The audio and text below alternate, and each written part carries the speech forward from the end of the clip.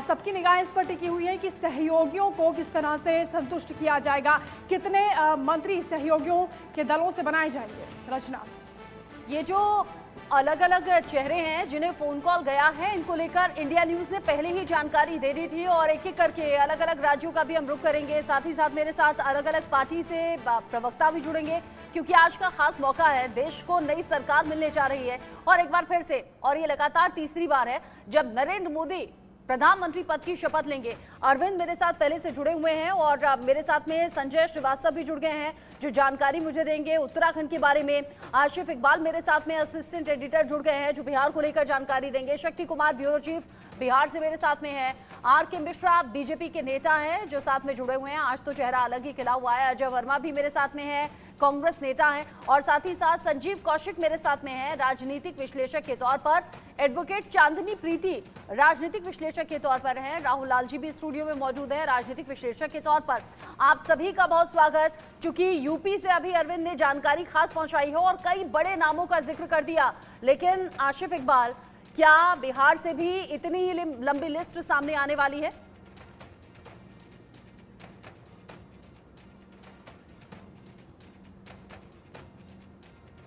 Ashif, unmute कीजिए खुद को।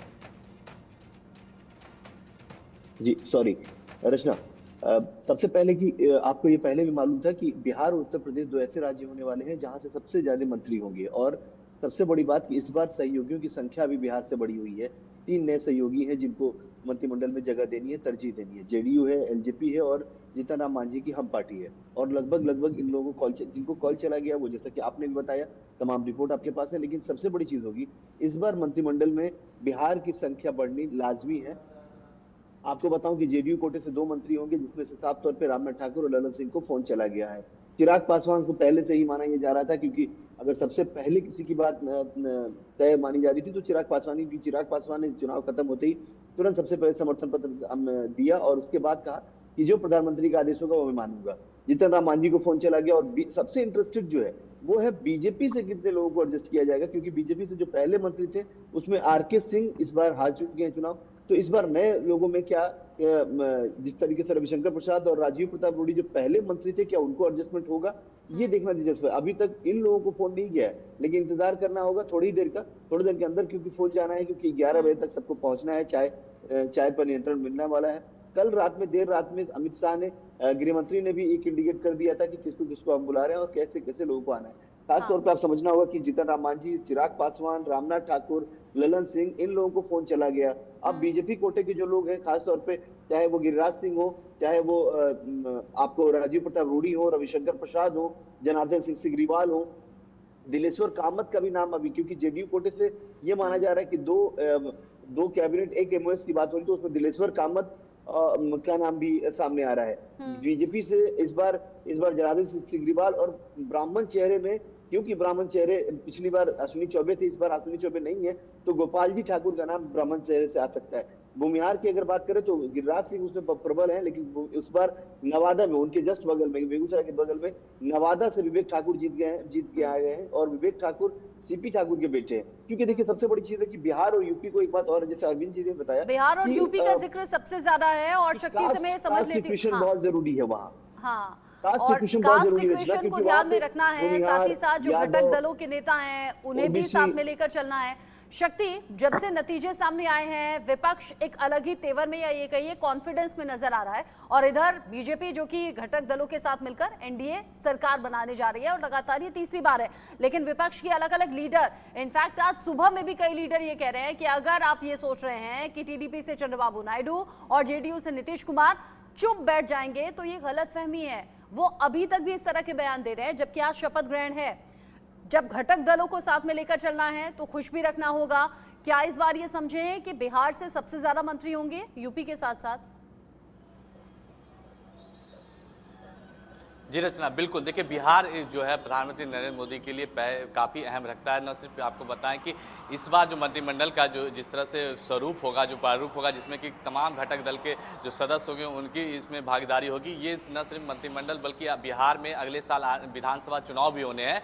ऐसे में विधानसभा चुनाव को देखते हुए मद्देनजर तमाम जो दल हैं बीजेपी के साथ, जो एनडीए के तमाम सहयोगी दल हैं, जेडीयू है, चिराग पासवान की पार्टी एलजेपी-आर है, जीतन मांझी की पार्टी हम है, इस तमाम जो गठबंधन के जो सदस्य हैं सभी को इसमें मंत्रिमंडल में शामिल किया गया है। चिराग पासवान को फ़ोन कॉल किया। सबसे पहले आपको बताया कि इंडिया न्यूज़ ने बताया था कि चिराग पासवान, जीतन मांझी, ललन सिंह और रामनाथ ठाकुर को जो है मंत्रिपद में शामिल किया जाएगा। और आपको बताया कि एक चेहरे और भी जेडीयू से हो सकते हैं, उनको भी कॉल जाएगा थोड़ी देर में। और सबसे अहम ये है कि जातीय समीकरण को भी साधा जाएगा। न सिर्फ एनडीए के तमाम दल, आपको बताएं कि जिस तरह से रामनाथ ठाकुर जो है अति पिछड़ा समाज से आते हैं, कर्पूरी ठाकुर के बेटे हैं। कर्पूरी ठाकुर वही हैं जिन्हें भारत रत्न और बिहार के मुख्यमंत्री रह चुके हैं। ललन सिंह जेडीयू के कद्दावर नेता है, भूमिहार समाज से आते हैं और उनका जेडीयू में काफ़ी उनका पकड़ भी रहा है। उसके अलावा आपको बताएं कि जीतन मांझी अति पिछड़ा समाज से आते हैं, तो उनके भी शामिल किया। और बीजेपी की बात करें तो बीजेपी की तरफ से निश्चित रूप से 2-3 नाम हो सकते हैं। सबसे अहम है जनार्दन सिंह सिग्रीवाल, जो तीसरी बार सांसद बन के आए हैं, उन्हें भी जो है मंत्रिमंडल में शामिल किया जाए, क्योंकि राजपूत समाज से आते हैं। और बिहार से एकमात्र ब्राह्मण चेहरा जो कि गोपाल जी ठाकुर हैं, उनको भी बीजेपी अपने मंत्रिमंडल में शामिल कर सकती है, क्योंकि अगले साल बिहार में विधानसभा के यही चुनाव समझ है। में आ रहा है कि घटक दलों के नेताओं को साथ में रखना है, मिलाकर चलना है। इस बार तो ये जरूरत भी है कि सबको मिलाकर साथ में रखा जाए, क्योंकि बीजेपी ने अकेले बहुमत हासिल नहीं किया है 2014 और 19 की तरह। और हाँ, आपकी बातों से ये इशारा भी मिल गया, जैसे अभी आशिफ इकबाल ने जिक्र किया, कास्ट इक्वेशन मस्ट है। इस बात का ख्याल रखना कि कौन किस वर्ग से आता है, कौन किस जाति से आता है, इसका भी ख्याल मंत्रिमंडल में रखा जाएगा। आप रहिए मेरे साथ में। चूंकि आर के मिश्रा भी मेरे साथ में है, संजीव कौशिक भी मेरे साथ में है, उनका रुख करूं, लेकिन उससे पहले राहुल लाल जी, ये जो विपक्षी नेता हैं, अलग अलग तरीके से जो बयान सामने आ रहे हैं, ये कॉन्फिडेंस क्या दिखा रहा है? आज तो शपथ ग्रहण है, लेकिन उससे ठीक पहले भी अगर इस तरह के बयान सामने आ रहे हैं चंद्रबाबू नायडू या नीतीश कुमार को लेकर, तो ये इंडिकेशन क्या है? रचना जी, देखिए विपक्ष बिल्कुल सही चीज़ कह रहा है। प्रधानमंत्री मोदी जब से मुख्यमंत्री भी थे, वो प्रचंड बहुमत की सरकार चलाने के लिए अभ्यस्त रहे हैं। दिल्ली में भी उन्होंने जो है कि जो 2 बार सरकार चलाई है, वो प्रचंड बहुमत की सरकार चलाई है। तो ऐसे स्थिति में अगर हम लोग 2019 को याद करते हैं, तो ध्यान होना चाहिए कि उस समय इन्होंने जो जो सहयोगी दल थे, एनडीए के घटक दल, उनको केवल संकेतात्मक तौर पे जो है कि मंत्रिमंडल में एंट्री दी थी। यानी आपके कितने भी सदस्य हों, केवल और केवल एक बर्थ वो देने के लिए उस समय 2019 में शर्त रखी गई थी। लेकिन 2024 की परिस्थितियां अलग है। अगर वो अभी भी सहयोगी गठबंधन सहयोगियों के साथ समुचित ढंग से उनका मान सम्मान नहीं करेंगे, तो ऐसे स्थिति में अंततः फ्लोर टेस्ट भी होना है रचना जी। तो विपक्ष उसी जगह पे जो है कि सरकार का ध्यान आकर्षण करा रहा है। क्योंकि एक दृश्य हम लोगों ने देखा जो बड़ा आश्चर्यजनक दृश्य था, जब परसों जब बैठक हो रही थी, तो उस मंच पे जो है कि वहाँ पे प्रधानमंत्री के साथ नीतीश कुमार भी बैठे हुए दिखाई दे रहे थे, तमाम जो नायडू वगैरह भी दिखाई दे रहे थे, और एक एक सदस्य वाले, हम जीतन राम मांझी भी थे, अनुप्रिया पटेल थी, लेकिन 2 सदस्य वाले जो जयंत चौधरी थे, वो दर्शक दीर्घा में बैठे हुए थे। तो ये जो इस प्रकार का जो भेदभावपूर्ण व्यवहार करती है भारतीय जनता पार्टी, उसके तरफ विपक्ष ध्यान आकर्षण कर रही है। और हमें लग रहा है विपक्ष काफी पॉजिटिव सोच के साथ इस बार आगे बढ़ रहा है। आपने ये नहीं कहा कि नीतीश कुमार ने पैर भी छुए थे पीएम मोदी के? नहीं, नीतीश कुमार ने पैर भी छुए थे, लेकिन नीतीश कुमार ने कुछ शर्त भी रखे हैं और चंद्रबाबू नायडू ने। देखिए, बिहार के लिए स्पेशल पैकेज का मामला दोनों के तरफ से है, नीतीश कुमार जी के लिए भी है और चंद्रबाबू नायडू के लिए भी है। चंद्रबाबू नायडू 2018 तक एनडीए के घटक थे, लेकिन वो 2018 में एनडीए से बाहर आंध्र प्रदेश को स्पेशल पैकेज को देने के मामले के मतभेद के ऊपर ही जो है कि वो मतभेद हुए थे। मुस्लिम आरक्षण, चंद्रबाबू नायडू 4% मुस्लिम आरक्षण के लिए वो उनके घोषणा पत्र का हिस्सा है, जबकि प्रधानमंत्री मोदी के पूरे अगर हम लोग चुनावी कैंपेन को देखें तो उन्होंने मुस्लिम आरक्षण के ऊपर हमला करके ही विपक्ष के ऊपर तमाम हमले किए थे।